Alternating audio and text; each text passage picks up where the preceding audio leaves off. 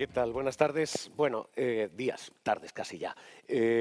Vamos a continuar con los debates y vamos a tomarle la palabra a Aldo Olcese. Yo creo que el discurso que acabamos de escuchar de compromiso, de valentía y de decir las cosas un poquito claras es lo que vamos a intentar continuar aquí.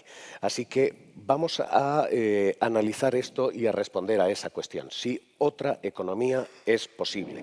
Yo digo que este es un debate especialmente pertinente en un momento en el que tenemos transición ecológica, transición digital, en el que tenemos una cuestión de reparto de quién carga los costes y quién tiene los beneficios, y en el que hay un juego que, en términos un poco elevados, se dice entre shareholders y stakeholders, entre los accionistas y el resto de la sociedad. Así que hoy vamos a leer esto, vamos a ver si hay otras fórmulas, si esto es posible. Les hago el breve spoiler ya, y es: asumo que todos estos señores van a decir sí, otro modelo es posible, así que lo que vamos a tener es un sparring al que le van a sacudir convenientemente a lo largo de la próxima hora, hora y pico. Nuestra intención es escucharles y escucharos, con lo cual son bienvenidas preguntas. Si a lo largo de la conversación, la charla, alguien quiere levantar la mano, sois más que bienvenidos. No es esto una, en fin, conferencia ni una charla maestra, sino una conversación y un diálogo, como, insisto, espero que veáis. Voy a saludar a los invitados que nos acompañan hoy y os adelanto que tiene cierto nivel esta mesa. Está con nosotros Adoración Mozas, ella es la presidenta del CIRIEC en España, es el Centro Internacional de Investigación e Información sobre Economía Pública, Social y Cooperativa. Está con nosotros Juan Antonio Pedreño, es el presidente de CEPES, de la Confederación Española de Economía Social, Social Economy Europe y Red Euromediterránea de la Economía Social. Vamos a escuchar al director de la OIT en España, a Félix Peinado, y vamos a escuchar la voz de los empresarios y quienes están haciendo y aplicando toda esta cuestión teórica en la práctica, que es Alfonso Carcasona. Él es CEO de Camerfirma, él es empresario, él es representante de CEIM aquí, de COE. Así que a los cuatro les agradezco, y dicho esto, abramos lo suficientemente abierto como para que ustedes me digan. Tenemos una crisis de modelo. Estamos con esto de si otra economía es posible. Y llevamos escuchando la crisis del capitalismo, insisto, me perdonáis que yo os ejerza aquí de cínico, pero desde Marx. Esa crisis no termina de llegar, y ese modelo que va a quebrar y que va a caer, y esa alternativa que está a punto de llegar, nunca llega. Así que pregunto, y empiezo preguntándoos, ¿tenemos una crisis de modelo? ¿Hay una crisis en el capitalismo? Quienes quieran, OIT si quieres, empresarios, señores, en esto no reparto yo mucha palabra. Si me dices que si quiero, pues venga. Bueno, yo creo que lo primero que tenemos que pensar, para ser justos, es que el modelo económico que tenemos, unido a un modelo político de sociedades democráticas y el modelo social, de justicia social, ha traído prosperidad a la humanidad. Ha traído un alargamiento de la esperanza de vida, ha traído un decrecimiento en términos generales de la pobreza, ha traído... no nos olvidemos, por ejemplo, del dato de que la población a nivel demográfico, la humanidad está creciendo, sigue creciendo. Estamos en 7.700 millones de personas. Para dentro de 25 años seremos 9.700, según Naciones Unidas. Y hay que dar trabajo y alimentar a toda esta gente. Y para eso necesitamos crear 40 millones de empleos todos los años. Empleos nuevos. Es decir, no tenemos que partir de la premisa de que hay que demonizar el crecimiento porque el crecimiento es necesario. Ahora, dicho eso, no se tiene que hacer un crecimiento a cualquier precio, de cualquier manera y a cualquier coste, porque estamos viendo, lógicamente, como tú muy bien has planteado en tu intervención, la cuestión del cambio climático. Está también detrás el cambio digital, el cambio demográfico al que yo me refería, una serie de crisis que se superponen unas encima de otros y que están cuestionando pues, la raíz del sistema económico, pero también del sistema político, del sistema social que tenemos. Y esa es un poco la clave, ¿no? La OIT nace hace algo más de 100 años, en 1919, como primera agencia mundial para el trabajo y esa agencia de Naciones Unidas, y nace en su constitución, hace 100 y pico años, tras la Primera Guerra Mundial, el Tratado de Versalles, nace con el propósito de fomentar o de trabajar contra las desigualdades, porque entiende, y así está escrito, que en la desigualdad está la base del conflicto social. Y eso es una cuestión que nos tenemos que plantear en este momento otra vez más, porque el modelo de crecimiento que estamos teniendo, aparte de que no es sostenible climáticamente, no es sostenible socialmente. Es un modelo en el cual los ricos son cada vez más ricos y los pobres, aunque mejoran sus condiciones de trabajo, su jornada, sus horarios, sus salarios, etcétera, etcétera, sin embargo se está produciendo una polarización del crecimiento económico. Y eso, a medio plazo, a largo plazo, es un problema mundial que tenemos. Y se está experimentando pues, en los movimientos demográficos, que no tienen una componente solo climática, sino también fundamentalmente económica. Todo esto puede ser motivo de desestabilización política. Y esa es otra de las cuestiones que tenemos que tener en mente. ¿Tenemos esto, con la desigualdad creciente, un problema de modelo? ¿Tenemos una crisis de modelo? ¿O esto es el discurrir natural de las cosas? Bueno, desde hace tiempo se lleva diciendo que hay una crisis de modelo. Bueno, yo recuerdo uno de los libros que más me gustaron cuando lo leí, uno que escribió Peter E. Waterman en Estados Unidos, En busca de la excelencia, decía el libro, el título del libro. Y la conclusión a la que llegaron cuando analizaron la empresa, fíjate que encaja totalmente con una nueva economía, la economía social. Decían, a las personas, los resultados de nuestro estudio al final son que a las personas, a los trabajadores, hay que tratarlos primero como personas. Es decir, ya no como un elemento de producción más, una herramienta o un elemento más de producción, sino que hay que tratarlo ya como personas. Pero es más, decía, como personas, como socios, es decir, como iguales dentro de la empresa. Y terminaban diciendo, bueno, el éxito de una empresa fundamentalmente depende de las personas. Fíjate que eso ya apareció en 1844, cuando nació la primera cooperativa. Nació en Inglaterra y esa cooperativa nació a raíz de un problema social súper importante y era los abusos que se venían dando por parte de la empresa de aquella época, donde no había ningún tipo de normativa laboral, ni de protección social, ni de nada, y los que no podían trabajar pues simplemente no cobraban y pasaban hambre. Pero las condiciones de vida y de trabajo eran tan duras, niños, eso lo hemos estudiado en historia, niños y mujeres trabajando a unos precios, a unos salarios miserables, hombres igual, jornada de 14 horas diarias o más, sin fines de semana. Y la comida escaseaba y no tenían dinero para poder comprarla. Bueno, pues la grandeza de la economía social y de la primera familia que nació de la economía social, que era el cooperativismo, pues apareció para paliar ese problema. Y la primera cooperativa que se creó fue una cooperativa que era como una asociación sin fin de lucro. Pretendían comprar comida barata, de calidad, pero barata, asequible para las familias que eran socias de esa empresa. Y al principio era altruista, porque había tanta hambre que el resultado, el rendimiento, el beneficio que obtenía esa cooperativa era para repartirlo entre la gente que lo necesitaba. Y por imitación empezaron a surgir muchísimas más organizaciones de este tipo y a raíz de ahí empezó la historia de la economía social. Esa economía social que nosotros consideramos que son empresas, que hoy día una cooperativa no es una empresa sin fin de lucro, al contrario, una empresa con fin de lucro, por supuesto, y trabaja en el mercado y participa en el mercado con las mismas reglas que cualquier otro tipo de empresa. Pero sí es verdad que son muchas más las personas que son dueñas de esa empresa, con lo que hay una redistribución de la renta mucho mayor. Y todos colaboran en la gestión. Me vas a dejar que os haga de sparring, insisto, os voy a... Sí. Pero hay cooperativas en España, hay mucha cooperativa en España, son 17.000 aproximadamente, y hay sectores en los que ese cooperativismo es muy potente. Agricultura es un 38% de lo que se hace. pero en el resto es relativamente minoritario. Quiero decir, el modelo que tenemos es un modelo desigual frente a lo que vosotros defendéis, que es un modelo minoritario.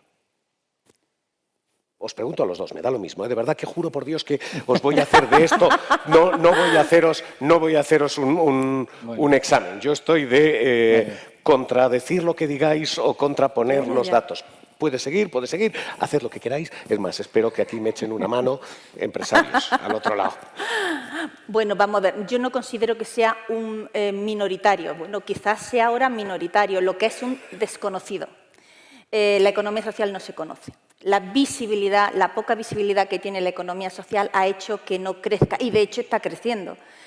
Y también tener en cuenta que la economía social no es solamente cooperativismo. Son cooperativas, son sociedades laborales, son empresas de inserción, son centros especiales de empleo. Eso sería la economía de mercado, digamos, la que va hacia el lucro, hacia el beneficio, para repartirlo entre todos los que están ahí dentro. Pero luego está la economía social no de mercado, que ahí tenemos las asociaciones, las fundaciones, que hacen una labor impresionante. Es la sociedad al servicio de la sociedad, y se han tenido que crear ni más ni menos porque el Estado no tiene un bolsillo más grande que el nuestro. Por supuesto que tiene el Estado un bolsillo muchísimo más grande que el nuestro, pero no da para tanto. Y entonces la sociedad civil se tiene que organizar a través de asociaciones y a través de fundaciones, simplemente para resolver problemas que el Estado no tiene respuesta, ni el Estado ni ningún gobierno. Juan Antonio. Sí, a ver, yo creo, no sé si se oye. Sí, ahora sí se oye. Partiendo de nuevo, insisto, de esto, si tenemos una crisis de modelos, y esta es la alternativa. Sí. Bueno, voy a contestar un poco la segunda parte de la pregunta. Ahora mismo la economía social, por lo que Dori comentaba, está viviendo un momento extraordinario, único en su historia. Único.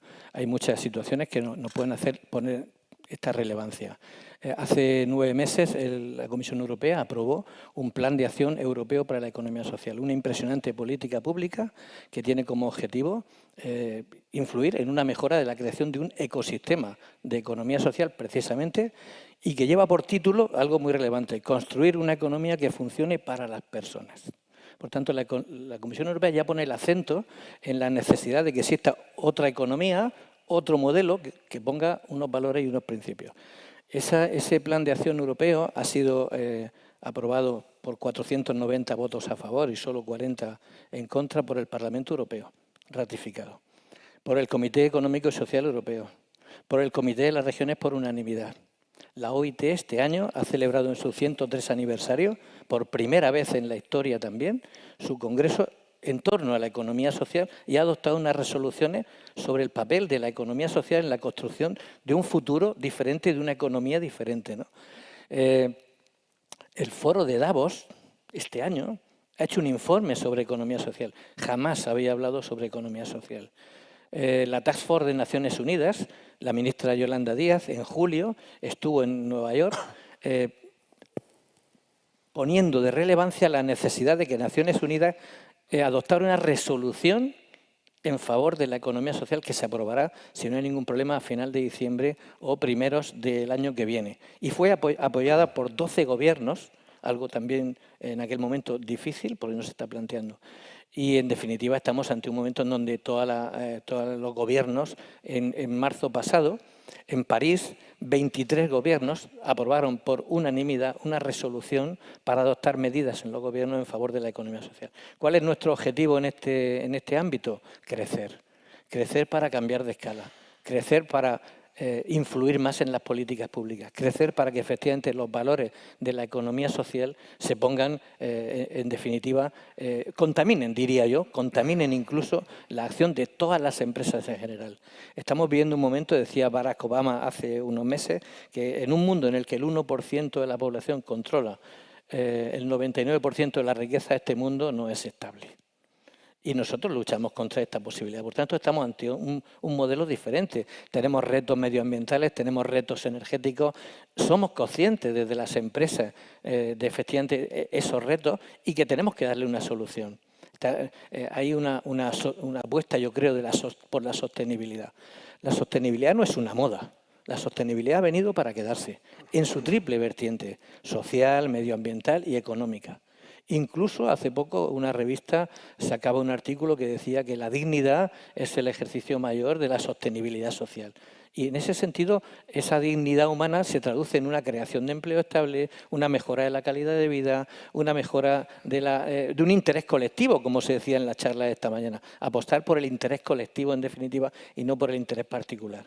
Si eso lo trasladamos a que necesitamos que las empresas traduzcan esto en su acción diaria, pues yo creo que estamos en el camino de ir hacia otro modelo de economía. Seguramente no único, tendremos que compartir, como siempre. El capitalismo, había una frase que decía que se acabará antes el mundo que el capitalismo. Pues en esa línea vamos, ¿no? Pero sí que podemos influir en cambiar seguramente la actuación de muchas empresas. Estamos viendo, y esta es novedad, hay una propuesta de grandes empresas y pequeñas también, porque el Gobierno implante lo que se llama la debida diligencia. Y esto es una recomendación inusual. Las empresas se dirigen al Gobierno para que saque una ley que me obligue, entre comillas, a adoptar medidas en favor de todo esto. Luego, de alguna manera, yo creo que los años que llevamos predicando desde el ámbito de la economía social y todas las organizaciones que apuestan porque otra economía es posible, está contaminando un poquito la acción de la necesidad de ir hacia ese camino. Y como decía Dori, con esto termino, la economía social de mercado y de no mercado, porque parece que no lo trasladamos, estamos hablando de casi 5 millones de personas en España. Estamos hablando de 5 millones sobre 20 que están trabajando. O sea, si tomáramos la medida del potencial, estaríamos hablando de que el 25% de las personas que hoy trabajan en España de una u otra manera pertenecen a este modelo de empresa. Tenemos esta crisis, esto a quienes estáis sobre el terreno y a quienes estáis en la empresa tradicional, ¿tenéis una crisis de modelo? Bueno, yo creo que tenemos una crisis de modelo de siempre y el día que hemos de estar en una crisis, pues seguramente nos moriremos, porque siempre tenemos que evolucionar y el capitalismo ha evolucionado desde el siglo XIX a hoy una barbaridad y tendrá que seguir evolucionando, tendremos que seguir matizándolo. Yo abogo, los pequeños empresarios, los medianos empresarios, como los grandes, abogamos porque la principal responsabilidad social de una empresa es ser sostenible y, por lo tanto, es ganar dinero. Si no ganas dinero, pues terminas cerrando antes o después. Y, por lo tanto, la sostenibilidad de esta economía pues tiene que ver también con que sea sostenible económicamente. Estamos creando, y yo también lanzo la pregunta, el modelo que tenemos es sostenible hoy, a lo mejor es sostenible mañana, pero ¿qué estamos dejando a nuestros hijos? Estamos dejando unas economías muy endeudadas que al final del día alguien va a tener que pagar la fiesta. En las pequeñas empresas nos pasa, en el momento en que los ingresos son menores que los gastos, nos tenemos que endeudar. Y si nos endeudamos es porque tenemos un plan de repagar esa deuda y continuar con nuestra actividad comercial. En el mundo en el que vivimos, en el mundo macro, yo no sé hasta qué punto nos estamos preocupando de verdad de esa sostenibilidad. Los déficits de los países desarrollados cada día son mayores.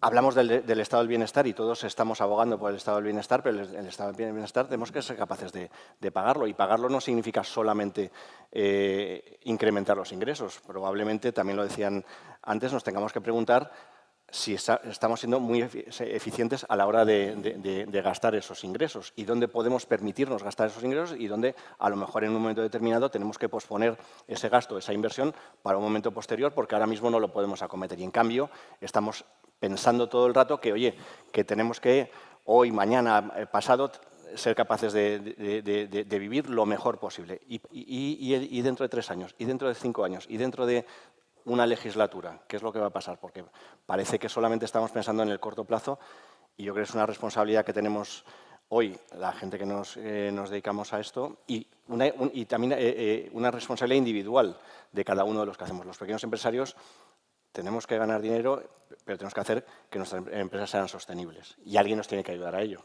Estáis mencionando un factor, por terminar el diagnóstico, luego pregunto soluciones y cómo arregláis o arreglamos esto, pero estáis mencionando un factor que es el de la desigualdad. Y es verdad, esto lo tenemos detectado todos. Ahora mismo el 10% de las rentas más altas te controlan prácticamente el 50 y algo % de la renta total. Es verdad que tenemos un problema de desigualdad social. Pero os quiero preguntar a vosotros, ¿tenemos un problema de desigualdad empresarial también? Estabais mencionando economía social. Insisto, hay sectores en los que esto es muy potente. Pero, por ejemplo, sector industrial, que se mencionaba antes, no llega al 8%. No llega. Licitación pública, que estáis diciendo, hay avances. El Estado no licita a la economía social. Es más, hay un factor y solo un factor, que es quién ofrece más barato. No es quién tiene mejor calidad de empleo, sostenibilidad o algún estándar de, en fin, calidad, sino precio. Os pregunto, ¿se nos está rompiendo la desigualdad? ¿Se nos abre la empresa en dos? Tenemos las grandes empresas a las que esto, en fin, les da más o menos igual porque es una cuestión de precio, y las pymes en las que tenéis que estar batallando esto, calidad en el empleo, retener a gente. ¿Se nos abre la desigualdad también empresarial? Sí, bueno, me permite. yo creo... Bueno, lo que tú quieras.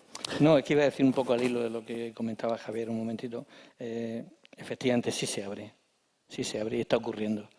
Hay en la contratación pública, hay una resolución, una directiva sobre contratación pública que obliga a los gobiernos y que obliga a las comunidades autónomas y, por tanto, a sacar unos contratos en unas condiciones determinadas y con una reserva de contratos para determinadas empresas, que en este caso son las de economía social.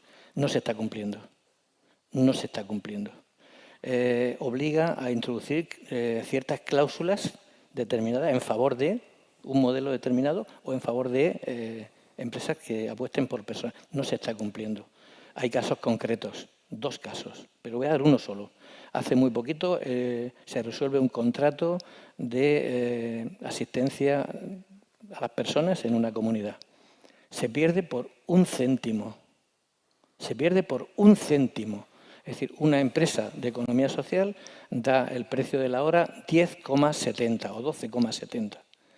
Y la otra empresa, que no es de economía social, lo gana por 12,69. No hay más valores que lo cambien. No hay cláusulas que determinen que el empleo que crea la empresa de economía social es más estable y deja 160 mujeres de cooperativas fuera del mercado a partir de ese momento.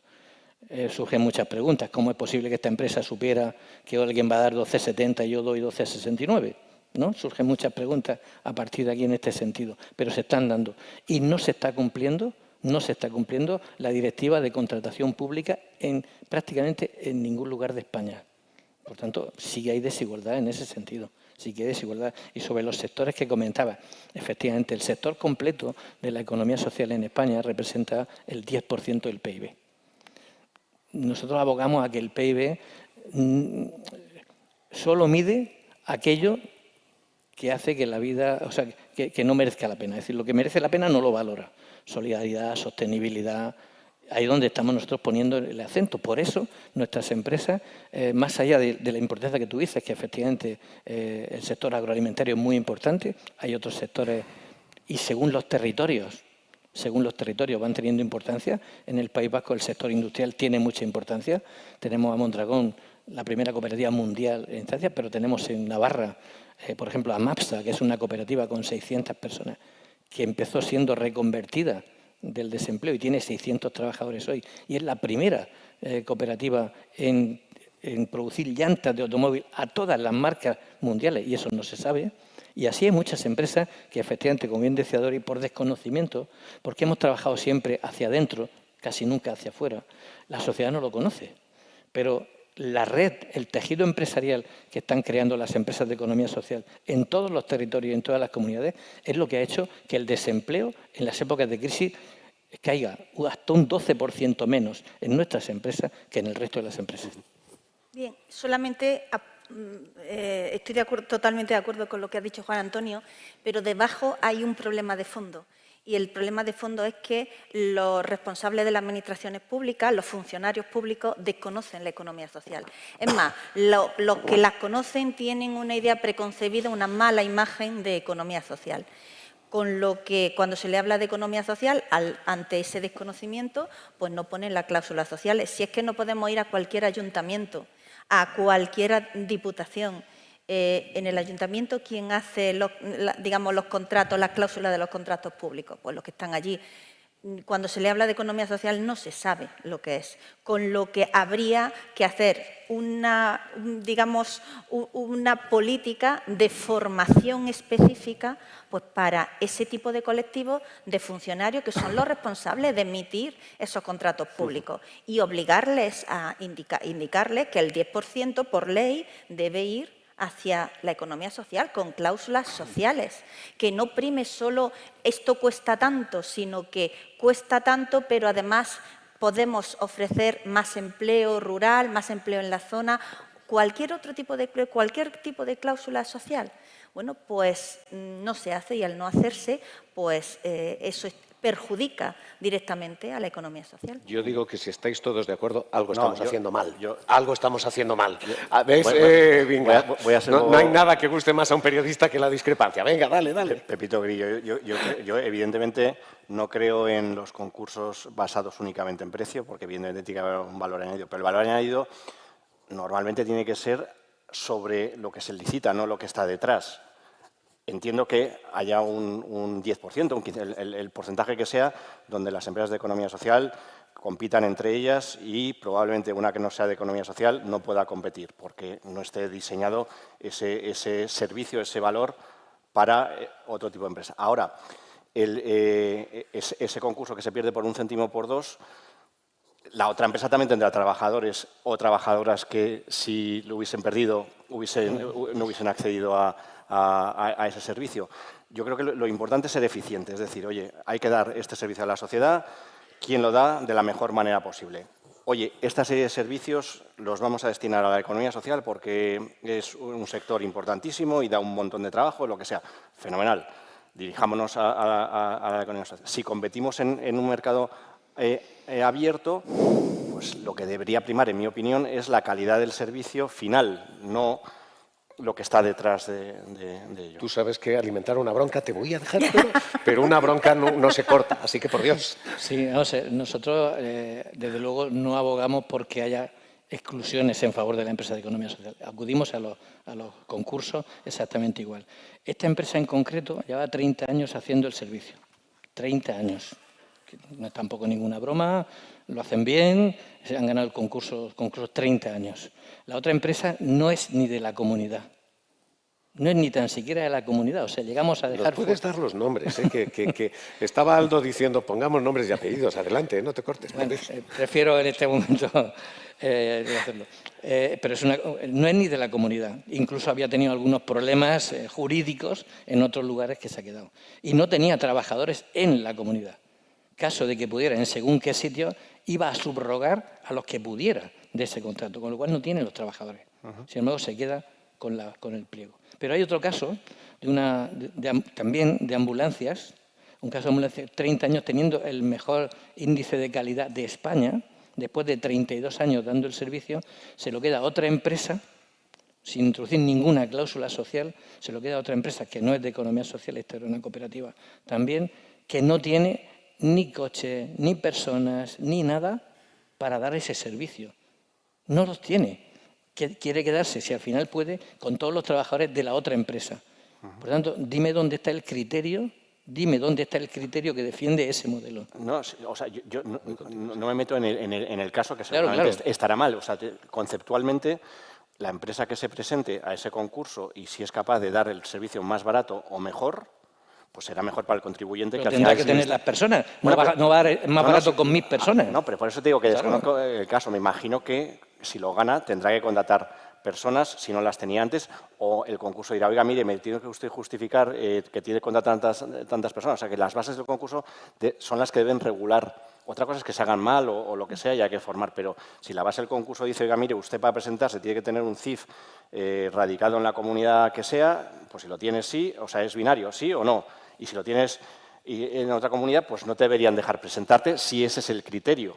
Si lo que se busca es, oye, este servicio lo queremos dar en la Comunidad de Madrid y, por lo tanto, tienen que ser empresas de la Comunidad de Madrid o del pueblo. Eso no está permitido. Bueno, eso no está permitido. Por eso te digo, que no lo sé, pero al final, insisto, yo lo que creo es un poco en la economía de mercado en la que dotemos a la sociedad, utilicemos al final esos servicios se pagan con impuestos, la mayor parte de ellos. Que los ciudadanos que pagamos impuestos recibamos los mejores servicios. Solo una cuestión que se termino, perdón, Javier. Dejadme... Los contratos que tengan cláusulas sociales, ponlos encima de la mesa. Vale. A ver qué contratos tienen cláusulas sociales. Totalmente de acuerdo. Ya está. Totalmente de acuerdo. Ya está. Es buena la bronca y luego se me va de las manos alguna. O sea que estamos haciendo diagnóstico todavía y estoy diciendo es posible o no esta economía social. Más allá de si es posible y más allá de si se nos rompe esto, la desigualdad empresarial, a la OIT le pregunto, ¿es posible pero no es real? ¿Es posible hacer esto pero no se hace? A ver, yo del debate que estamos, por no salirme, sobre el tema de la contratación pública, que quería... Yo creo que reclamamos responsabilidad a todos y yo creo que una parte de responsabilidad aquí tiene la Administración pública en el tema de contratación. Exacto. Y se ha visto clarísimamente con el tema de la dependencia. Exacto. La dependencia es un trabajo que lo realizan fundamentalmente mujeres. Y no sé por qué hay determinados trabajos que realizan mujeres que tienen que ganar menos por ser mujeres. Y entre ellos está el tema de la dependencia, el cuidado doméstico, etcétera, etcétera. Eso es una cosa histórica que ya resolveremos, espero, porque tenemos una brecha salarial a nivel mundial del 20%. Bueno, pues por esa circunstancia y por el hecho de estar distribuido entre las 17 comunidades autónomas el tema de la dependencia, los módulos económicos que la Administración pública paga a las residencias y a las empresas que prestan esos servicios son cada vez más bajos. Hasta el punto que se han llegado a poner de acuerdo la patronal, COE, CEPIME y los sindicatos, comisiones obreras y UGT para reclamar de la Administración pública que homogenice los baremos y que ponga unos estándares mínimos de mínimo beneficio empresarial y de una mínima calidad de vida para los trabajadores. Entonces, es decir, ¿hasta qué punto estamos llegando con esto del precio en los contratos y la calidad en los contratos en el que los propios trabajadores y empresarios se tienen que poner de acuerdo para reclamar a la Administración? Pero es que eso pasa muchísimas veces. Cuando suben los impuestos, cuando sube el IPC, todos reclamamos incrementos salariales, incrementos, se pierde el beneficio empresarial por la subida tributaria, etcétera, etcétera, la subida del IVA, la subida... Pero los contratos no suben. Se reclama a la Administración que suba los contratos y no los quiere subir porque los contratos están firmados. Entonces, yo creo que aquí una llamada de atención al sector público, no solo desde el punto de vista del gasto, de la eficiencia del gasto, como se ha dicho, sino también de su papel de contribuir a una economía sostenible y laboralmente positiva, es una cuestión que tenemos que hacer. Y luego, sobre el tema de la diferencia entre grandes empresas, pequeñas empresas, etcétera, lógicamente pues hay muchas diferencias en cuanto a la capacidad que cada una de las empresas tiene para actuar, pero lo que sí que tienen que tener todas es el mismo compromiso. Y en eso no tiene que haber diferencias. El mismo compromiso social, el mismo compromiso medioambiental y el mismo compromiso de gobernanza. Es verdad que para la gran empresa, entre comillas, es más fácil. Digo muy entre comillas, porque luego habría que ver la presión del inversor, la presión del mercado, todas esas presiones que experimenta el CEO que está en una compañía que no tiran precisamente a favor de la responsabilidad social, de los criterios ESG, etcétera, etcétera.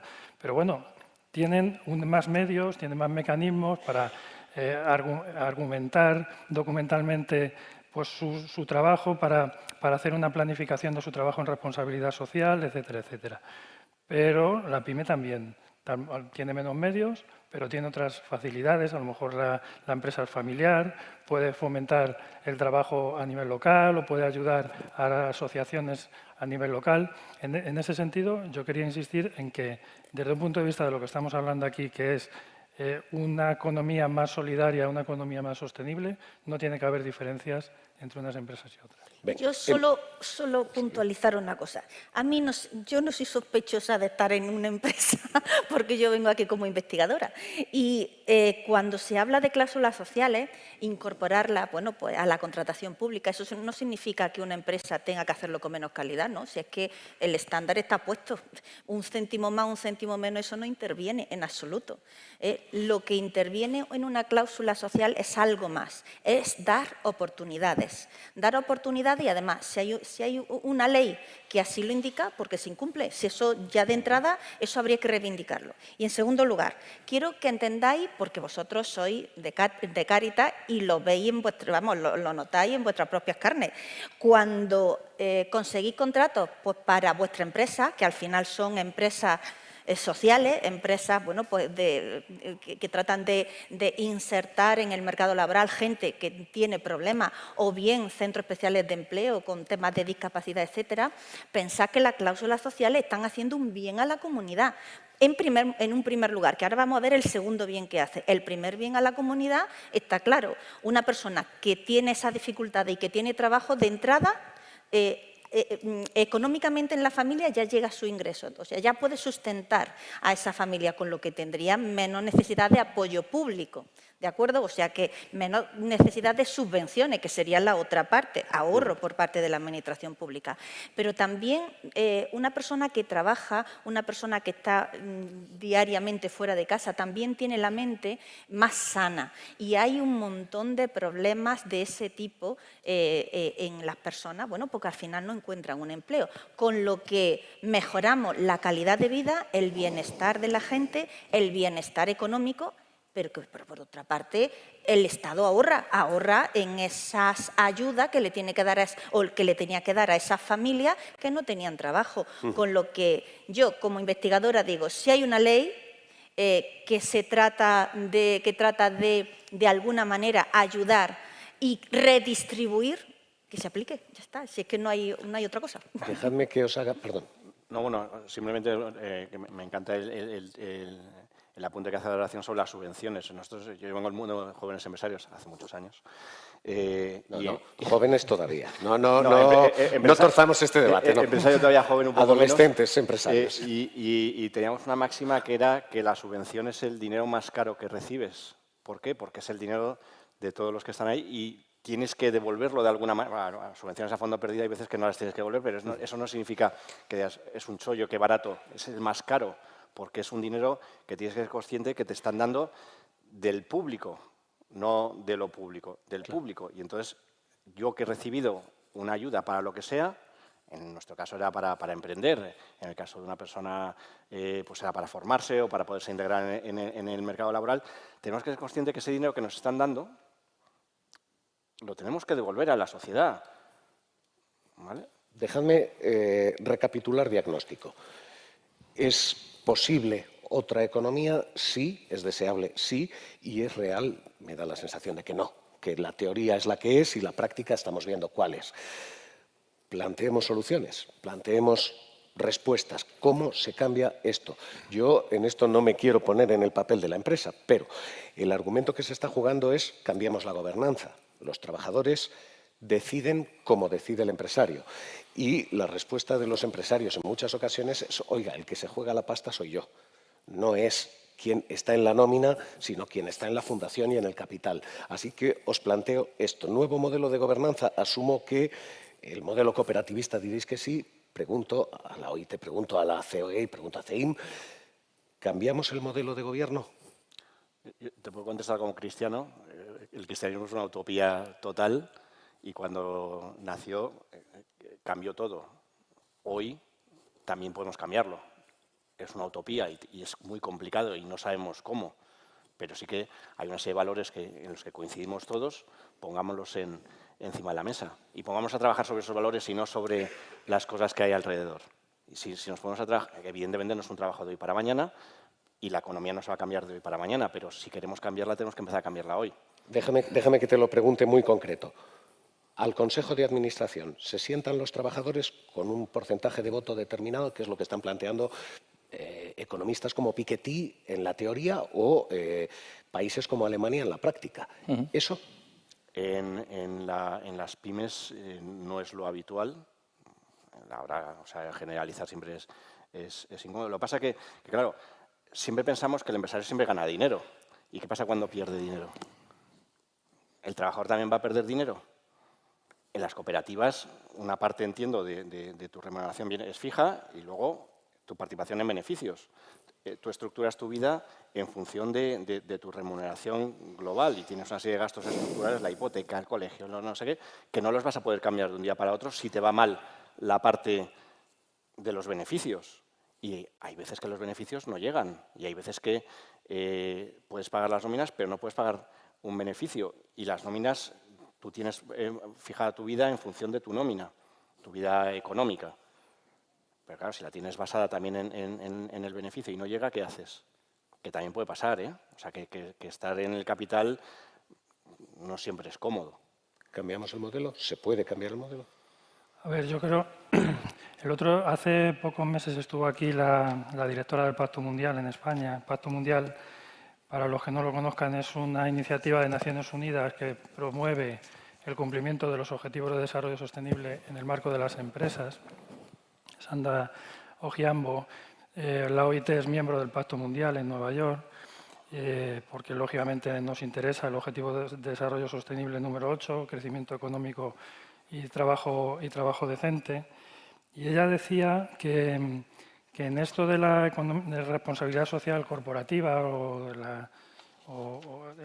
esta transformación interna que las empresas tienen que hacer para mejorar no solamente desde un punto de vista económico a los stakeholders, como tú decías al principio, sino también a la sociedad, al medio ambiente, etcétera, que había una falta todavía de indicadores. Y yo creo mucho en los indicadores porque hacen que las cosas sean operativas. Si no mides las cosas, si no las conoces, si no las controlas, ¿cómo las vas a cambiar? Estaremos hablando años y años sobre lo mismo y no haremos nada. Entonces, hay más o menos está un poco resuelto el tema de los indicadores medioambientales, pero no están para nada resueltos los indicadores sociales y no están para nada resueltos los indicadores de gobernanza. Y ahí tiene que haber un acuerdo, yo creo que a nivel mundial, sobre eso. A nivel mundial existen varios instrumentos, varias herramientas a las que las empresas multinacionales se pueden acoger, como es la Declaración de Empresas Multinacionales de la OIT, que lo que promueve precisamente esto en el campo de toda su cadena de valor. A mí como empresa me puede convenir, y de hecho hay muchas ocasiones que conviene pues, trasladar la producción a otros sitios porque las condiciones laborales, salariales de cualquier carácter pues son inferiores. Sin embargo, eso no quiere decir que yo no debería de perder responsabilidad por eso. Es decir, debería de cuidar todas las condiciones de producción a lo largo de toda la cadena de valor. Y eso es lo que resuelve la declaración. No me quiero alargar. Hay bastantes empresas españolas, sobre todo el sector moda, que han suscrito esta declaración y que están trabajando activamente para que todo esto de lo social no sea solo palabras, sino que se traslade en nuestro país y fuera de nuestro país también. Muy bien. Pues Ángel, yo creo que esto de economía social, economía capitalista, es cuestión de creencia. Hay gente que no es capaz de estar en una empresa de manera que de manera consensuada se tomen las decisiones y prefieren estar en otro tipo de empresa, donde él o un grupo muy pequeñito pues tome las decisiones o tome las decisiones en función del capital que ha aportado. Yo te pongo un ejemplo, una residencia de mayores. Una residencia de mayores se puede arbitrar mediante una empresa capitalista donde hay una persona o un grupo pequeño de personas inversores, montan la residencia y los demás van allí, ¿no? Hay otra filosofía. Yo soy madrina de una residencia de mayores, que es una cooperativa. Los propios mayores se unieron para hacer su modelo de empresa, porque es una empresa. Al final es una empresa de consumidores y usuarios. Y lo que pretenden es que en el final de su vida se le dé unos servicios adecuados a lo que ellos necesitan. Y no quieren echarle la carga a su hijo, porque ya sabemos que no tenemos. ¿Y eso es posible? Pues es posible. ¿Y a unos precios muy baratos? Pues 1.800 euros un matrimonio en un apartamento, en una residencia con todo pagado, comidas, etcétera, médico, 24 horas, enfermera. Pues eso se consigue mediante la economía social. No se consigue en la empresa capitalista. Dejadme que os haga de sparring e insisto No sé si portavoz de la COE, Dios mío, No. Dios mío, en esta. Pero el argumento es, muy bien, quieren ustedes jugarse su dinero, hagan ustedes una cooperativa. Pero si me lo estoy jugando yo, si yo estoy fundando una empresa, si yo pongo mi capital y además doy empleo, gobierno yo, no me gobiernan los trabajadores. ¿Legítimo el argumento? Sí, el argumento es legítimo. Lo que pasa es que habría que responder a la pregunta, ¿es posible otra economía? ¿Qué hace falta para que otra economía sea posible? ¿Qué ha pasado en la época de crisis más reciente que hemos tenido, cuando han venido las cosas mal dadas? Cuando apostamos bueno, antes he señalado que la dignidad es, de alguna manera, la esencia de la sostenibilidad social. Y esto se garantiza mediante un empleo estable, un empleo digno y en el tiempo. Es como se recoge en este caso. Bueno, cuando las cosas han venido mal dadas en los momentos de crisis, en las empresas de economía social se han apretado el cinturón, han reducido los gastos. Claro. Porque la cuestión es la gobernanza. Claro. El problema de esto es la gobernanza. Han reducido los gastos, pero no han perdido empleo. Y si han bajado los gastos han bajado un 30%, los ingresos, pues bajamos un 30% los gastos, que incluso nos afectan a nuestro sueldo, y lo digo en primera persona. Y lo digo en primera persona. Bajamos el sueldo, que recuperaremos cuando las cosas vengan mal dadas, pero por esa gobernanza mantenemos. Si todas las empresas, y este es un dato que no es mío, es del Ministerio de Trabajo, si todas las empresas de España se hubieran comportado con esos valores en las épocas de crisis pasadas, no se habría perdido 1 millón de empleos. Luego estamos hablando de que efectivamente otra economía es posible. Aquí nos preguntan muchas veces qué aporta la economía social para que efectivamente sea posible otra economía. Y siempre, bueno, se me ocurre muchas veces el ejemplo de la vida de Brian, ¿no? Cuando dice que nos han dado los romanos, ¿no? Bueno, pues aquí lo mismo, pues la economía puede apuestar por la creación de empleo estable, por la igualdad, por la solidaridad. Bueno, sí, vale. ¿Y qué más? Bueno, pues también por la cohesión social y territorial. Ah, bueno, sí, vale. ¿Y qué más? Pues mira, no se deslocaliza. Cuando se crea la empresa de economía social se mantiene ahí hasta que se muere. Bueno, sí, vale. Igualdad, cohesión social, reducción de las desigualdades, creación de empleo estable, no se deslocaliza, pero ¿qué más? Y entonces sigues así hasta 10 o 12 cosas. Luego sí estamos aportando otra manera de ver efectivamente la economía, otra manera de ver la vida, porque creemos que otra economía es posible y se basa básicamente, yo creo, en la cuestión de la gobernanza. Y una cuestión que has señalado que me parece importante. Decía, lo tomo por aquí la nota, que decía, estar en el capital no es cómodo. Es que nosotros estamos en el capital, porque nos lo jugamos exactamente igual que uno que está solo, pero repartimos y asumimos esas circunstancias. Perfecto, pero para repartimos es que todos estamos dispuestos a repartir. Claro, efectivamente. Claro, o sea, y los recursos, los trabajadores de las empresas tienen que estar dispuestos a bajarse el sueldo. Efectivamente. Y a lo mejor no en todas las empresas Claro. capitalistas están dispuestos a bajarse el sueldo. Y a lo mejor todas las nuestras tampoco. A lo mejor todas las nuestras tampoco. Que al final es una cuestión de gobernanza y de responsabilidad de todo el mundo. Sí. Todo el mundo tenemos una responsabilidad en este tema. Y adoración. En el mercado que haya una empresa, sea social o no, que sea capaz de dar por 1.800 euros lo que otras dan por 3.000, lo que va a pasar es que las que dan por 3.000 desaparecerán y aparecerán y ganarán las que dan por 1.800, porque alguien que además de su componente social tiene que pagar 1.200 euros menos al mes, va a ocurrir. se irá fenomenal. Va a ocurrir. Fenomenal, o sea, pero eso es la competencia. Y habrá sectores, habrá empresas, habrá trabajadores, habrá empresarios que no estén dispuestos a asumir ese riesgo, porque lo hay. Evidentemente, cuando tú eres capitalista y pones bien en dinero, bien en trabajo, tu aportación a la empresa, sabiendo que lo puedes perder o que puedes tener un momento fantástico, porque no hay una diferencia entre muchos accionistas, porque hay veces que la empresa, ese grupo de personas puede ser pequeño o grande. Tienes crowdfunding, tienes una serie de herramientas que hacen que la gente se meta en un proyecto sabiendo que lo puede perder. Perfecto.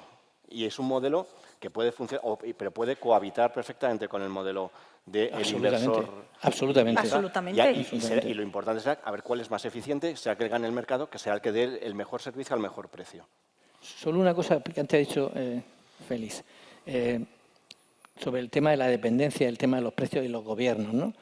Es que no es de recibo que por atender a las personas se esté pagando 12 euros la hora. En los contratos públicos. No es de recibo, eso lleva a otras cosas. Y cuando se lo queda a veces otro ámbito, pues a veces a la persona que trabaja le llegan 9 euros la hora. Este es el otro problema. Claro.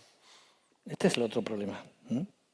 Hemos visto diagnóstico y vemos esto, solución en la gobernanza o no. Veo al público tremendamente educado hasta el punto de que me han pasado la pregunta por escrito. Ustedes están viendo cómo vacilan al conductor todos estos. Levanten la mano y les doy la palabra si lo quieren, si lo piden. Pero hay una pregunta en esta línea, hay una pregunta por parte del público en torno a qué cambiamos, cómo se soluciona esto y cómo se hace posible esa economía distinta que es posible. Y se pregunta esto, Agenda 2030, y se dice, ¿es el camino correcto para el desarrollo económico igualitario? ¿Esos objetivos de la Agenda 2030 valen o estos son enunciados vacíos? Bueno, pues valen, claro, estos son caminos, hay que ir haciendo camino al andar, ¿no? El primer escalón fue la responsabilidad social corporativa. Todas las empresas quieren ser sociales, porque al final el ser social vende. Así de claro.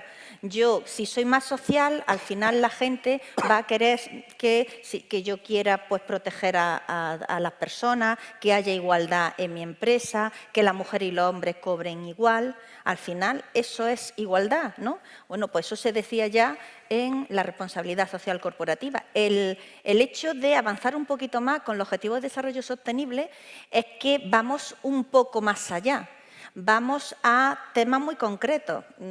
Son 17 objetivos con 169 metas. Y es posible llevar a cabo una gestión, y me da igual que sea de economía social o de no economía social, más social, porque al fin y al cabo me da igual que sea una empresa capitalista o una empresa de economía social. Pero si nosotros tenemos como referente los Objetivos de Desarrollo Sostenible, todos tenemos que confluir hacia eso, ¿no? Se debería confluir hacia eso. ¿Es posible? Pues las mejoras son posibles, por supuesto que son posibles. El Economist decía ESG son las 3 palabras más vacías desde el SOS de los ascensores, en el que tú sabes que aprietas y no pasa nada. No tiene razón ¿no? el economista. ¿Esto es un principio general vacío o no? No, bueno, yo como representante que soy también de Naciones Unidas, ¿qué voy a decir de los Objetivos de Desarrollo Sostenible de Naciones Unidas? Yo creo, como se ha dicho muy bien, marcan un camino.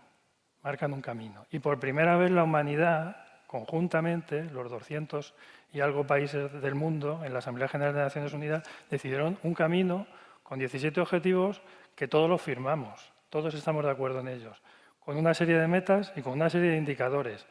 Que hay países que no los cumplen, que hay indicadores que no se miden, que hay, por supuesto, que es mejorable porque no hay un sistema de coerción de coerción de qué pasa si no lo cumple. Pero además es un reto humano que nos ponemos como humanidad y que intentamos comprometer a todos, no solamente a los estados, a las empresas, a los trabajadores, a todas las tipologías de empresas. Es decir, ¿qué pasaría si no tuviésemos eso? Pues como a cualquier persona o a cualquier entidad o cualquier organización que no tiene un plan. Pues las cosas irían por inercia, habría países que irían, habría países que no irían, pero cuando tú tienes un plan y tienes un objetivo, te puedes desviar, puedes no llegar, ¿no? Como está pasando con los ODS, que no vamos a llegar, que el compromiso, por ejemplo, del trabajo infantil, por poner uno que conozco bien, en la meta 8.7 de los Objetivos de Desarrollo Sostenible, en 2030 haber finalizado por fin en la humanidad el trabajo infantil, no solo no se va a cumplir, sino que vamos a lo mejor con la pandemia a peor, porque hay 160 millones de niños y niñas en el mundo trabajando y después de 20 años decreciendo, la pandemia ha hecho que otra vez vuelva a crecer el número de niños y niñas y vamos a terminar el 2022 posiblemente con 169 millones. Pero si no nos esforzamos por trabajar en contra del trabajo infantil, por supuesto, ¿cuándo lo vamos a conseguir? Pero hay un argumento, insisto, hoy ya que digo que estoy jugando de sparring, no voy a ser la CEO, voy a ser Scrooge en todo esto, voy a ser el malo del cuento de Navidad, pero el argumento de la empresa en esto es Oiga, ¿usted lo quiere? Hágame una ley. Las leyes se cumplen y ahí estamos. ¿Usted lo desea? Bueno, pues entonces no se puede quejar de que haya empresas que lo cumplan y empresas que no, de que haya empresas que quieran verse reflejadas y empresas que no. Si se quiere de verdad, prohíbase de verdad. Y el argumento, vuelvo a plantear, ¿es legítimo? A ver, todo desde un punto de vista de la ética, todo es legítimo desde un punto de vista de la ética personal. Es decir, si uno considera que sus estándares éticos son producir de cualquier manera, etcétera, etcétera, pues si no te lo prohíbe la ley, pues como dijo el del chiste, usted cuando iba a fallecer, que fue el sacerdote a confesarle y le dijo, perdonad que cuente un chiste en medio de la jornada, y le dijo, bueno, es que yo hace como 30 años que no me confieso. Y dijo, bueno, pues vamos a ir repasando los mandamientos, tal, tal. Cuando llegó a no robarás, dijo, no, yo no he robado, era comerciante. Dice, no, yo no he robado. Y luego lo pensó y dijo, bueno, solo lo que me ha permitido el Código de Comercio. Entonces, una cosa es lo legal y otra cosa es lo ético y lo moral. Y la ética y la moral de cada uno, ahí está. Yo creo mucho, y era una de las cosas que quería decir, en el liderazgo ético. En el liderazgo empresarial ético, en el liderazgo ético político, en el liderazgo ético periodístico, social, etcétera, pero en la parte de la empresa tiene una gran responsabilidad porque tiene mucho poder. Porque tiene mucho poder económico, tiene mucho poder laboral, tiene mucho poder. Entonces, el líder de la empresa, el empresario o el CEO de la compañía, como antes decía, se ve sometido a muchas presiones. Y entre esas presiones están las presiones de los accionistas que quieren rentabilidad, las presiones de las administraciones públicas que quieren, etcétera, etcétera. Y si no tienes tú personalmente, y ya me estoy saliendo de lo que es la empresa, sino como líder CEO de la compañía, si no tienes unos criterios éticos altos, pues te va a pasar lo que nos decían antes en la presentación que se hizo anteriormente, en los que pues se va a invertir en determinado tipo de inversiones que son medioambientalmente perjudiciales para el planeta, en lugar de hacer responsabilidad social corporativa como se debe de hacer, etcétera, etcétera. Se reunieron, a mediados de este año, se reunieron las juntas generales de los 3 principales bancos norteamericanos en Estados Unidos, de los principales bancos de inversión. Y los CEOs le preguntaron a sus accionistas dónde querían invertir, si en tema medioambiental, si en economía sostenible o si en otro tipo de inversiones. Solamente un 13% de los accionistas, que son personas humanas con nombres y apellidos, con cara y ojos, solamente el 13% dijeron en economía sostenible. El resto quería rentabilidad de sus carteras, etcétera, etcétera. Entonces tú, como CEO, como directivo empresarial, ¿qué tienes que hacer? ¿Hacer caso a tus accionistas, que es lo que tienes que hacer? ¿O hacer caso a tu ética que te dice, sí, pero yo también tengo que jugar un papel de liderazgo ético? Y por eso digo que yo apuesto mucho por el liderazgo ético, porque tienes que ir algunas veces incluso contracorriente. Juan Antonio, Alfonso, Cepesteín, y seguimos. Sí. Bueno, yo creo que, como bien ha señalado Félix, los ODS y la Agenda 2030 nos marcan un camino que antes no existía de forma general, ¿no? Y hay que valorar y hay que agradecer que trabajamos por reducción de la pobreza, que trabajamos por el objetivo ODS 8, el empleo, o el 10, la reducción de la desigualdad. Eso no se mide hoy, eso no se mide. Si lo cumple o no lo cumple la gente, no se mide. Es verdad que es un camino, pero no se mide. Realmente yo creo que aquí la cuestión va a estar en que la sociedad es la que va a determinar a quién quiere y cómo quiere trabajar con determinada gente. A veces decimos que una empresa es socialmente responsable porque destina de sus resultados 50 millones de euros a hacer no sé qué. Bueno, vamos a ver cómo ha conseguido esos resultados. ¿Cómo los ha conseguido? ¿Los ha conseguido tratando bien a las personas? ¿Nos ha conseguido con un sueldo adecuado? ¿O ha conseguido esos resultados y luego destina la mitad porque me he confesado, como tú decías, y ya se me han quitado los pecados? ¿No? ¿Y doy la mitad? No. Hay que ver un poco todo el proceso. Y aquí la sociedad es la que va a expulsar o no.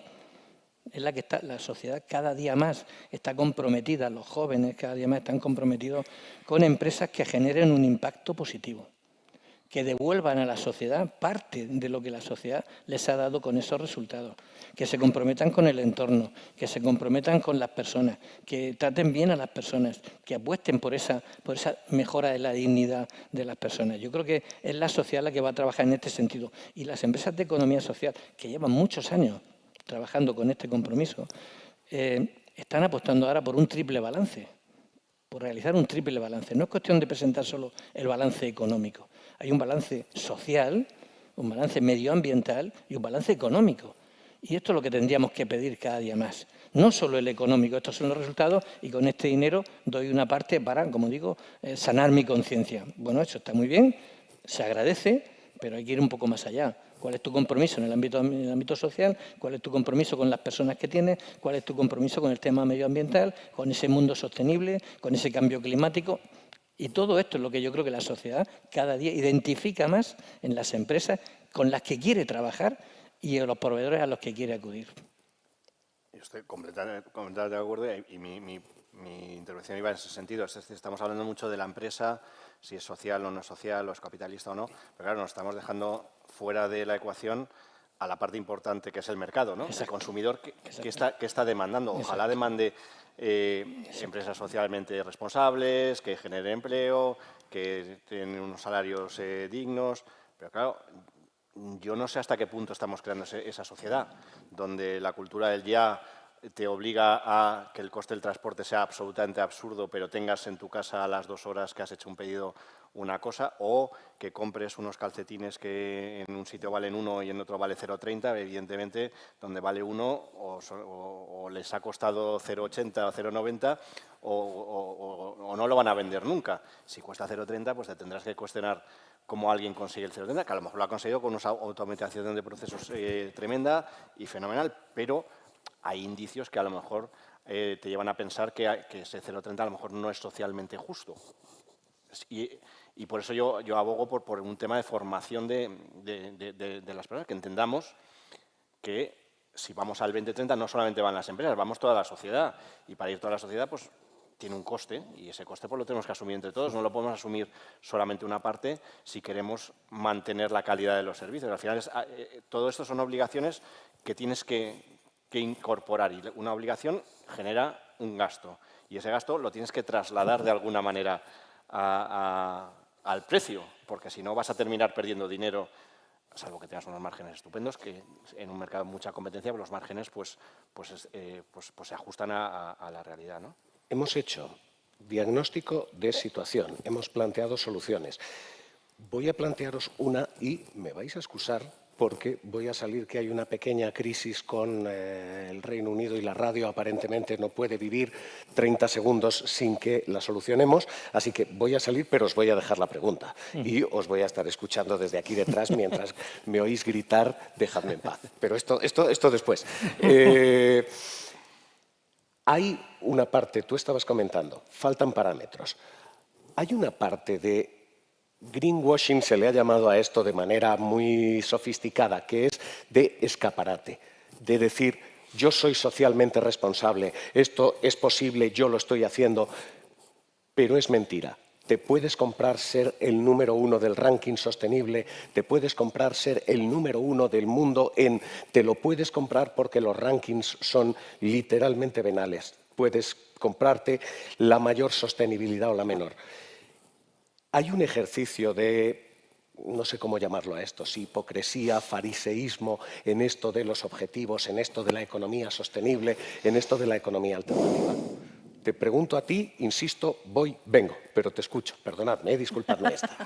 Por Dios, perdón, de verdad. Sí, lógicamente hay greenwashing, como en todo, pues hay quien dice, pero eso le pasa al ser humano de todo. En todo lo que hace, como que una cosa es lo que dice y otra cosa es lo que hace. Y eso pasa, no voy a decir no pasa a todo, pero pasa al género humano, le pasa.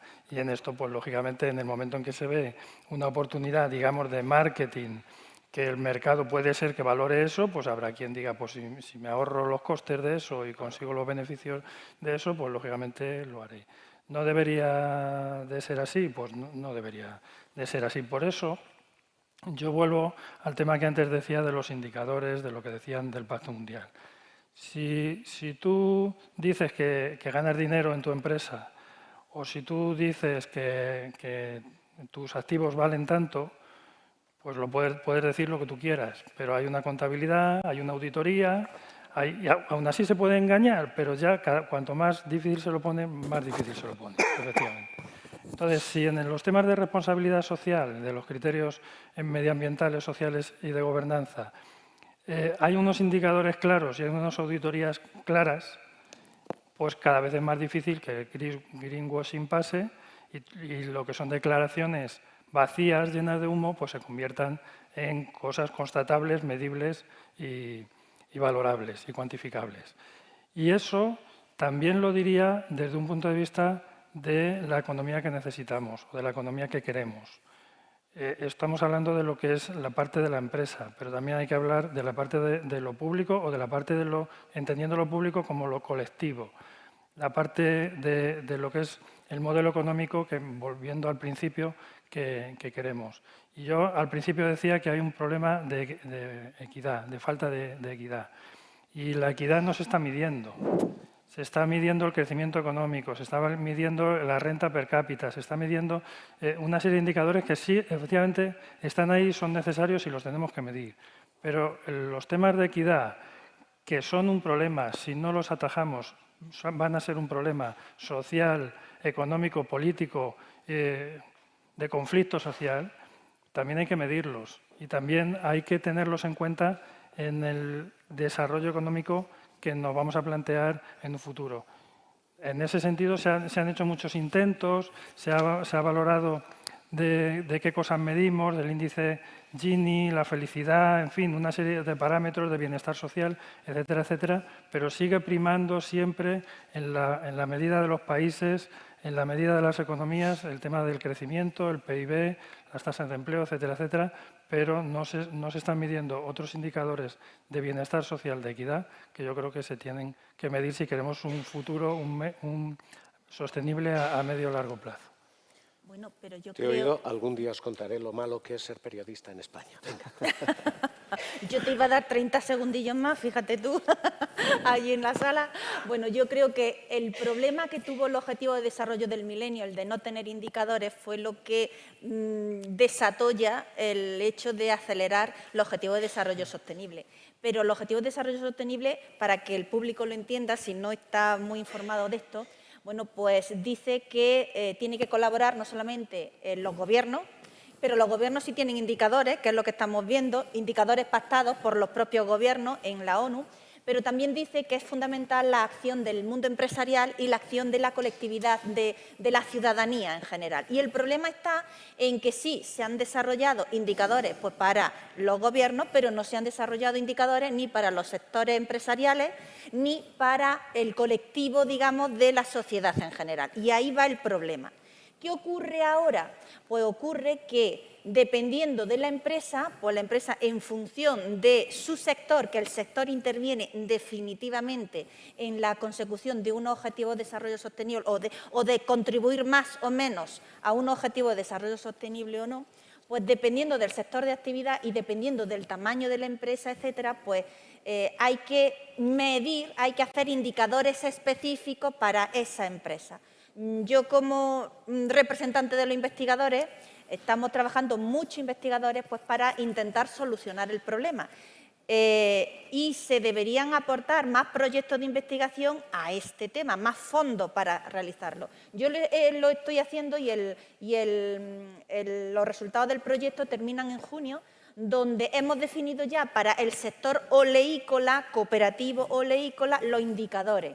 Claro, nosotros le vamos a dar ya la herramienta, los indicadores que tienen que medir. Le vamos a dar una Excel para que sepan su situación de partida, se lo vamos a dar todo hecho.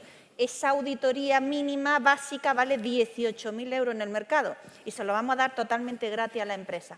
Pero claro, el que lo haga una a una de manera independiente sirve, claro, porque es credibilidad para esa empresa. pero la credibilidad conjunta del sector es ojalá que las asociaciones empresariales, y me da igual que sea economía social o cualquier otra empresa, pues se unan, hagan ese análisis de indicadores específicos para que se sepa realmente cómo contribuye y que eso sea auditado, porque a mí no me vale que a mí me lo digan, a mí me vale que me lo certifiquen. Iba a decir eso, porque yo te planteo a ti, y en esto insisto, sé que la escala en la que estoy preguntándote es otra, pero ¿cómo es posible que el Santander sea líder en sostenibilidad y el BBV sea líder en sostenibilidad? ¿Cómo es posible que Iberdrola sea líder en sostenibilidad y que sea líder en sostenibilidad Naturgy? ¿Cómo es posible que todo el mundo sea el número 1? ¿Sirve de algo esto? ¿Sirve de algo esto si, en fin, si el ranking te lo haces, te lo hacen?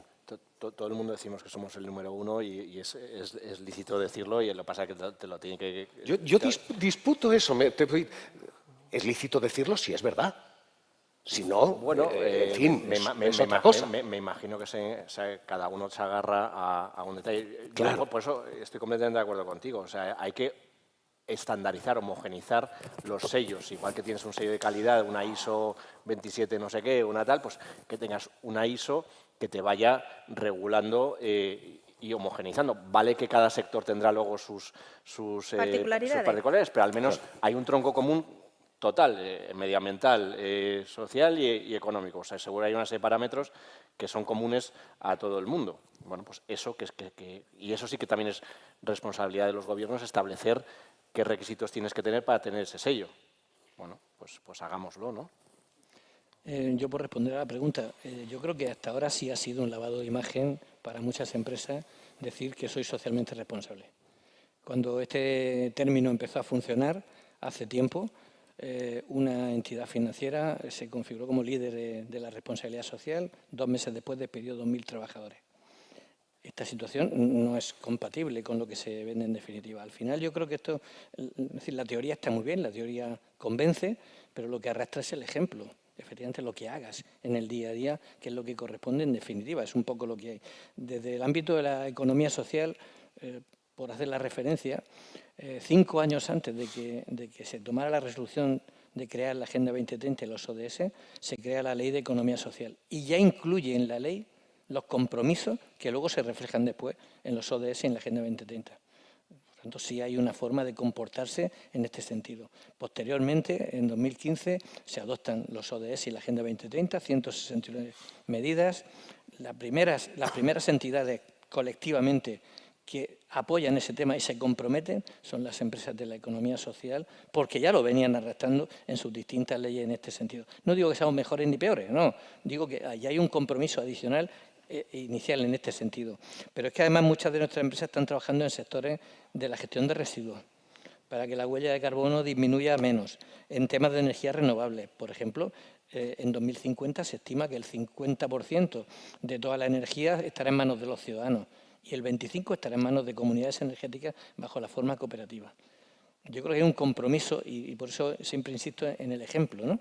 El mayor ejercicio, la demostración de la sostenibilidad de las empresas de economía social es el ámbito de la sostenibilidad social.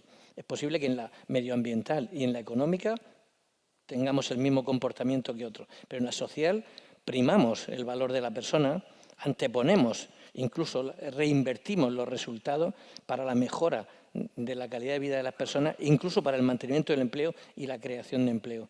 Esos tipos de compromisos tendrían que valorarse, que no sé si se valorarán en las auditorías que se hagan sobre la forma de comportarse las empresas. Tengo 10 minutos, 2 preguntas y conclusiones que os quiero pedir. Así que, preguntas. No tenéis por qué contestar los 4, pero sí hay un par de preguntas del público que me gustaría que contestáramos. Se está diciendo y se está apelando aquí responsabilidad social corporativa.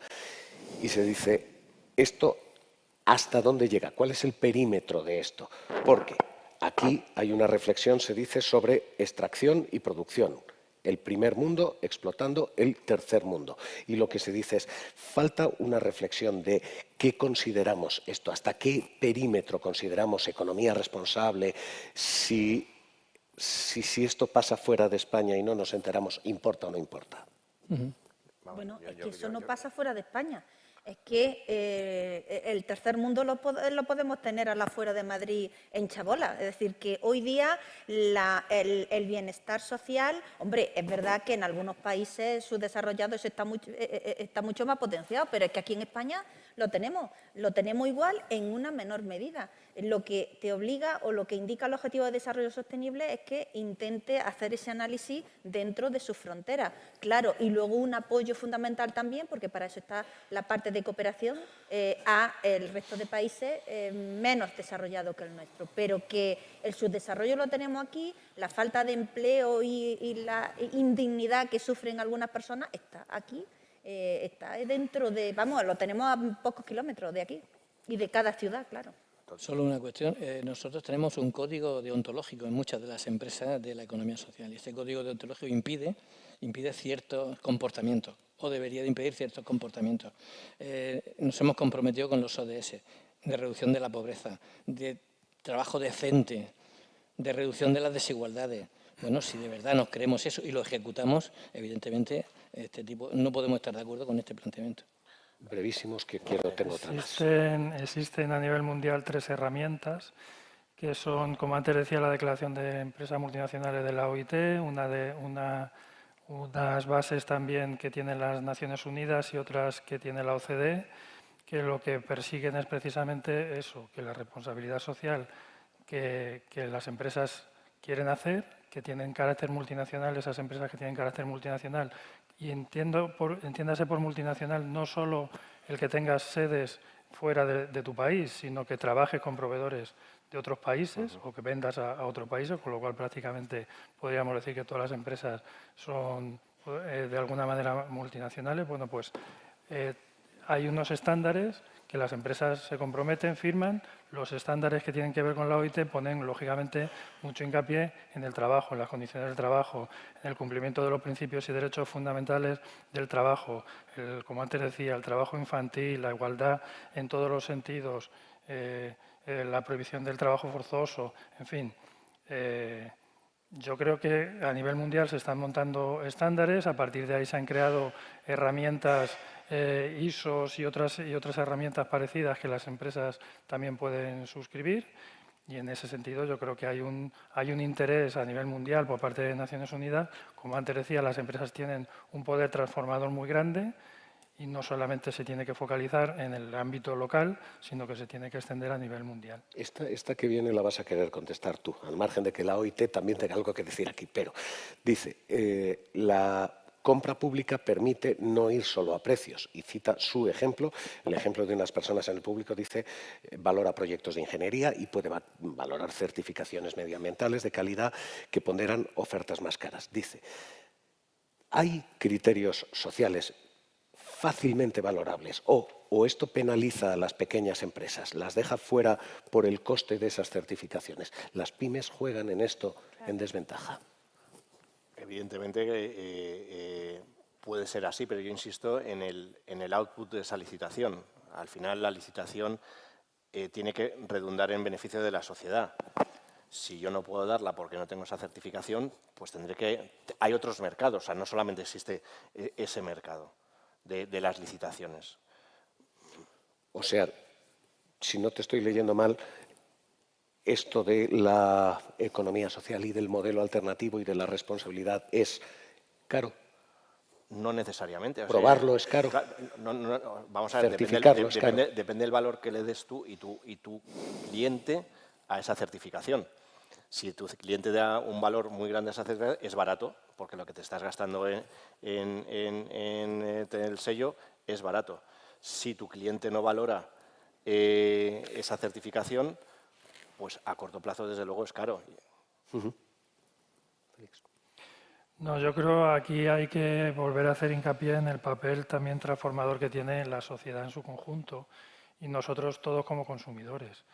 Porque si tú haces una encuesta, leí hace poco que, no sé si era en España, en Europa, el 70% de los consumidores tú le preguntas por el peso, la importancia, si le dan alguna importancia a la cuestión social de la empresa y el 70% te dicen que sí. Pero luego cuando vas a la tienda a comprar, a lo mejor coges esto porque vale 10 céntimos más barato y no valoras. Es verdad, también siendo justos con la sociedad, que también es difícil, porque si no tienes un sello, un baremo, un marchamo o algo que te diga que esos 10 céntimos de diferencia en realidad van porque las condiciones de reproducción de esa prenda o de ese alimento pues están por debajo de los estándares que deberían de cumplir, pues te resulta muy difícil y no. Pero es verdad que hay otras ocasiones en las que eso es palpable y notorio. Y antes ponías el ejemplo de 30 a 100. Pues claro, sí. Entonces, también nosotros como consumidores pues tenemos que ser conscientes de la responsabilidad que tenemos. Claro, eso es fácil, entre comillas, decirlo desde el primer mundo y en la parte que a lo mejor estamos, en la parte más de primer mundo dentro del primer mundo. En la parte de la sociedad, en la capa de la sociedad en la cual nos podemos permitir gastarnos más dinero por pagar unas condiciones de reproducción, medioambientales o lo que sea, mejores. Ahora, si la sociedad está empobrecida, pues ¿qué le vas a pedir a esa persona que consuma, pues lógicamente, los productos más baratos y no se cuestione ni se plantee porque ya bastante tiene con lo suyo? Voy a recapitular y os voy a pedir conclusiones a cada uno de vosotros. ¿Es posible? Sí. Sin duda, en teoría esto es posible y en la práctica, de momento, siendo posible, no está siendo real. De momento no estamos ahí. Cambios necesarios. Hemos hecho diagnóstico, habéis hablado de gobernanza, con el asterisco de si uno entra a jugar a gobernar, entra a ganar y a perder también. Y hemos hablado de si estas son las siglas más o menos vacías, las de la ESG y estos objetivos sostenibles. Si es necesario auditar o no, porque si no auditamos esto se convierte en propaganda y ahora mismo parece que estamos ahí. Así que con todo esto hablado y con todo esto dicho, y por cierto, con las preguntas del público que agradecemos y esperamos haber respondido, os pido conclusiones para cerrar, de dónde vamos, de cómo vemos, de qué perspectiva nos queda ahora de aquí en adelante. Adoración Mozas, ella, como sabéis, decía antes, es la presidenta del Centro Internacional de Investigación e Información sobre Economía Pública, Social y Cooperativa.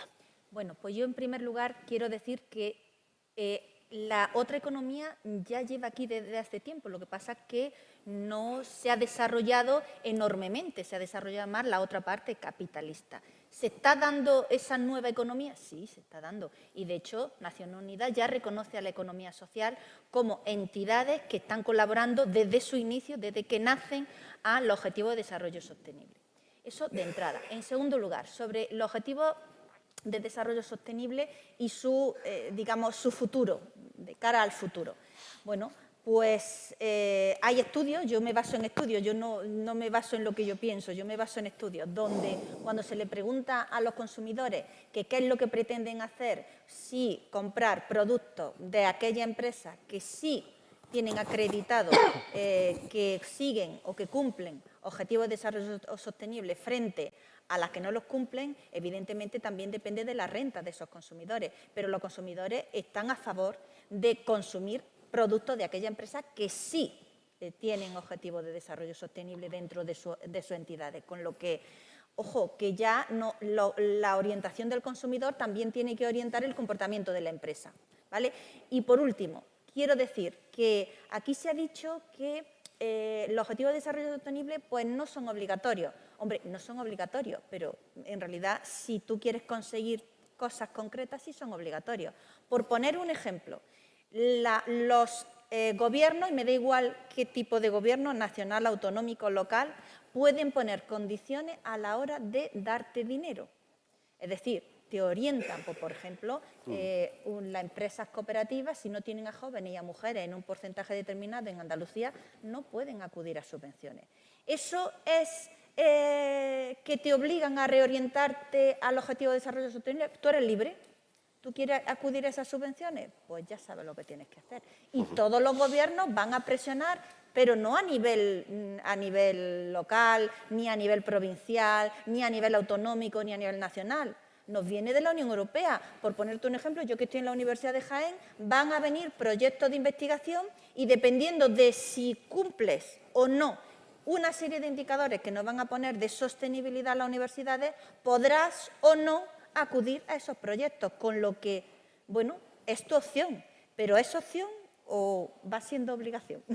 Juan Antonio Pedreño, presidente de la Confederación Española de Economía Social de CEPES. Yo me quedo con el dato de que, a ver, la economía social como tal es joven como concepto y es joven hacia la sociedad. Son 40 años, diría, desde que realmente empezamos con este concepto a nivel europeo, fundamentalmente, que es lo que está trasladando al resto de la sociedad. Yo me quedo con la idea de que está calando en la sociedad, de que estamos transformando la sociedad, de que de esto no se hablaba antes y desde que hace incluso, si nos vamos a 5 años atrás, 7 años atrás, tampoco se hablaba con mucha intensidad. Por tanto, no seamos muy impacientes en este sentido. Es verdad que nosotros somos impacientes porque queremos transformar, queremos cambiar en este sentido. Va a ser la propia sociedad la que va a ir demandando lo que decía Dori y lo que se ha dicho aquí, la que va a ir demandando a qué empresas compro, qué le pido a la empresa, qué hace esa empresa con sus beneficios. No quiero esta empresa porque los destina a otra cosa en este sentido. Hace un par de años, las 300 empresas más importantes de Estados Unidos se reunieron y sacaron unas conclusiones y dijeron que no podían decir únicamente que sus resultados iban en el ámbito económico, que había que trasladar otros valores para que la sociedad, las 300 más importantes de Estados Unidos. Por tanto, yo creo que estamos en un camino de transformación, en un camino de que se entienda que efectivamente otra economía es posible, de que hay otro modelo que existe hoy y que existe desde hace muchos años, pero que es real, que funciona y que crea tejido empresarial. Y en ese camino yo creo que nos vamos a encontrar próximamente muchísima de la gente que estamos aquí y luego cada vez más. De hecho, el objetivo del Plan de Acción Europeo de Economía Social, donde la economía social en Europa representa el 6,5% del empleo, 13 millones de personas en Europa ya están en la economía social, 3 millones de empresas en la economía social europea. El objetivo es crecer desde el 6,5% hasta el 10% y pasar de 13 millones a 22 millones. Objetivo 2030. Y para eso se van a poner en marcha todas estas medidas. Una muy importante del plan de acción es la contratación pública, porque efectivamente si los gobiernos no dan un impulso en este sentido, si no motivan y si no discriminan, pues seguramente no vamos a poder cambiar algunas de las iniciativas. Alfonso Carcasona, CEIM, CEO Empresario. Dos parámetros que ya he dicho. Uno, la principal responsabilidad de la empresa es ser rentable para poder vivir en el tiempo y continuar dando empleo a la gente y generando valor en el mercado y produciendo productos o servicios que el mercado demanda. Dos, la utopía. El mercado, lo que hablamos, el consumidor tiene que ser consciente que es un agente económico y que, por lo tanto, si estamos todos involucrados en ir a una sociedad mejor, diferente, pues tenemos que ser conscientes que el poder de compra lo tenemos nosotros y no solamente mostrar nuestra voluntad de comprar en empresas que tengan unos sellos, sino de verdad comprar, porque hay una diferencia muy importante entre la gente que manifiesta yo compraría solamente a este tipo de que luego lo que hacemos. Y eso es educación en valores a largo plazo, esa es la utopía. Director de la OIT en España, Félix Peinado. Bueno, pues vivimos momentos de mucha incertidumbre, de mucho cambio. Se superponen una serie de crisis de carácter mundial que debemos afrontar como humanidad de forma mundial también. Una crisis climática, una crisis digital, una crisis demográfica. Como hay una frase que se dice, si no estás confundido es que estás desconectado. Es decir, en este momento, pues, o si estás dentro de lo que está pasando en la sociedad, te tienes que sentir confundido o podríamos decir también, eso es añadido mío, indignado, ¿no? Porque las desigualdades, las inequidades, la falta de la humanidad como conjunto de 7.000 y pico millones de personas que somos, de dar respuesta a unos retos que todos estamos viendo, que están ahí, que los tenemos delante de nuestras narices, que hay un cambio climático que lo estamos sufriendo ya en nuestros países, que, en fin, todas estas cosas, y no somos capaces como humanidad de darle cumplida respuesta en los tiempos que se necesitan, pues yo creo que a todos también de alguna manera nos revela, nos indigna y nos hace ser conscientes pues de lo mucho que tenemos todavía que hacer. Yo me quiero quedar también con el tema que empecé por ahí, con el tema de la inequidad. Yo creo que aparte de todos estos retos que tenemos como sociedad, no nos tenemos que olvidar nunca del tema de las inequidades, de las diferencias de las condiciones laborales de unos países con otros, de las condiciones laborales de unas personas dentro de un país con otras personas en cuanto a sus salarios, en cuanto a sus condiciones porque todo eso, a la larga, como dijo la OIT hace 103 años, a la larga supone conflicto social, supone incluso, como estamos viendo en Europa, pues conflictos bélicos, etcétera, etcétera. Entonces también eso es un indicador que tenemos que tener. El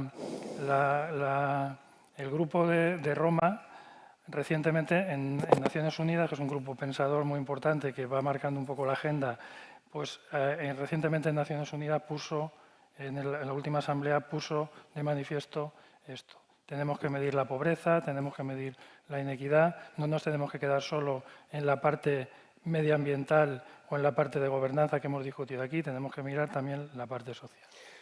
De la explotación infantil en el periodismo hablamos otro día, les vuelvo a pedir disculpas por esto y digo que cerramos con, primero, yo quitándome el traje de cínico, diciéndoles una frase que yo he oído una y otra vez y es esta de que los pesimistas también se equivocan. Así que nos vamos a quedar con lo positivo de lo que dicen y con esa frase, la de que los pesimistas también se equivocan. Señores, gracias a los cuatro, de verdad ha sido un placer y yo creo que hoy hemos aprendido algo. Gracias y muy buenas tardes. Y a ustedes gracias también.